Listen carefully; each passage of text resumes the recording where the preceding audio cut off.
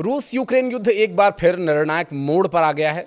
Ukraine के राष्ट्रपति Vladimir Zelensky ने खुलासा किया कि रूस ने पूर्वी डोनेत्स्क क्षेत्र में करीब 1,70,000 सैनिक तैनात किए हैं, जो रणनीतिक शहर पोक्रोव्स्क पर कब्जा करने की कोशिश कर रहे हैं। तो वहीं रूसी ड्रोन हमलों में यूक्रेनी नागरिकों की जान जा रही है। सुमी शहर में 4 बच्चों सहित 11 लोग घायल हुए हैं। दूसरी तरफ कनाडा में बने स्नाइपर राइफल रूस के सैनिकों के पास पाए जाने से पश्चिमी देशों की चिंता बढ़ गई है। दरअसल स्थिति क्या है, अब आपको ये समझाने का प्रयास करेंगे, क्योंकि यूक्रेन ने कहा कि उसने रूस में घुसकर उसकी घातक ऑरेशनिक मिसाइल को तबाह कर दिया, जो परमाणु हमला कर सकती है। और आइए आपको बताते हैं कि इस पूरे युद्ध में अब स्थिति ताज़ा क्या है, क्योंकि यूक्रेन के प्रेसिडेंट व्लादिमीर जेलेंस्की ने शुक्रवार को दावा किया था कि रूस ने पूर्वी दोनेत्स्क क्षेत्र में करीब 1,70,000 सैनिकों की तैनाती की है और इन सैनिकों का लक्ष्य है यूक्रेन के रणनीतिक शहर पोक्रोव्स्क पर कब्जा करना, और वो देश जो पूर्वी मोर्चे पर आपूर्ति और सैनिकों की आवाजाही का सबसे अहम केंद्र माना जाता है।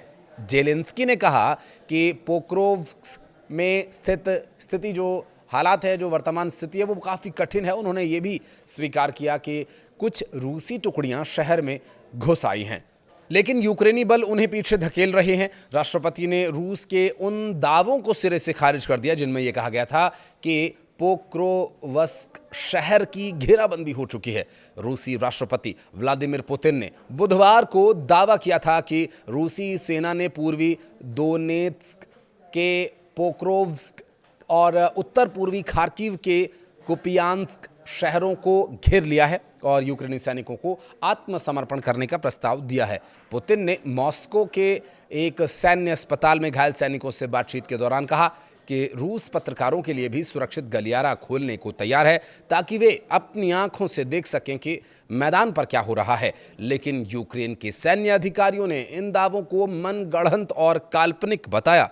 यूक्रेन की पूर्वी सेना के प्रवक्ता हिरहोरी शापोवाल ने यह कहा कि पोक्रोव्स्क में हालात काफ़ी मुश्किल हैं, लेकिन नियंत्रण में हैं। तो वहीं यूक्रेन की 7वीं रैपिड रिएक्शन कोर ने स्वीकार किया कि कुछ रूसी सैनिक शहर में दाखिल हुए हैं, लेकिन यह भी दावा किया गया कि शहर के चारों ओर लगभग 11,000 रूसी सैनिक तैनात हैं, जो घेराबंदी की कोशिश में लगे हुए हैं। इस बीच कनाडा के मीडिया संस्था ग्लोबल न्यूज़ की रिपोर्ट में खुलासा हुआ कि कनाडा में बने स्नाइपर राइफल रूस के सैनिकों के हाथों में पहुंच गए हैं, जबकि इन पर पश्चिमी देशों ने प्रतिबंध लगाया हुआ था।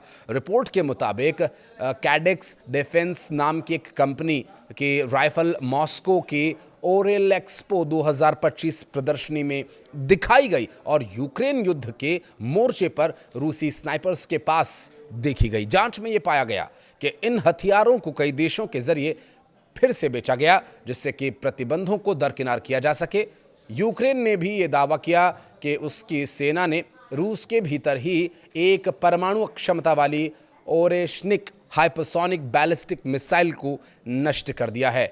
यूक्रेन की सुरक्षा सेवा यानी SBU के प्रमुख वासिल मालियुक ने बताया कि ये गुप्त ऑपरेशन रूस के अस्त्राखान के क्षेत्र कापुस्तिन यार मिसाइल परीक्षण केंद्र पर किया गया और ये 100% सफल भी रहा। इस ऑपरेशन में यूक्रेनी सैन्य खुफिया एजेंसी HUR और विदेशी सहयोगी खुफिया नेटवर्क ने भी हिस्सा लिया। राष्ट्रपति व्लादिमीर जेलेंस्की ने बताया कि हर साल ऐसी 6 ऑरेशनिक मिसाइल्स बनाई जा सकती हैं, जिनकी क्षमता परमाणु हथियारों जैसी विनाशक है। बहरहाल इस वर्तमान स्थिति को लेकर अभी युद्ध के क्या हालात आगे रहेंगे, इस पर लगातार रहेगी हमारी नज़र। डिटेल्स आप तक पहुंचाते रहेंगे।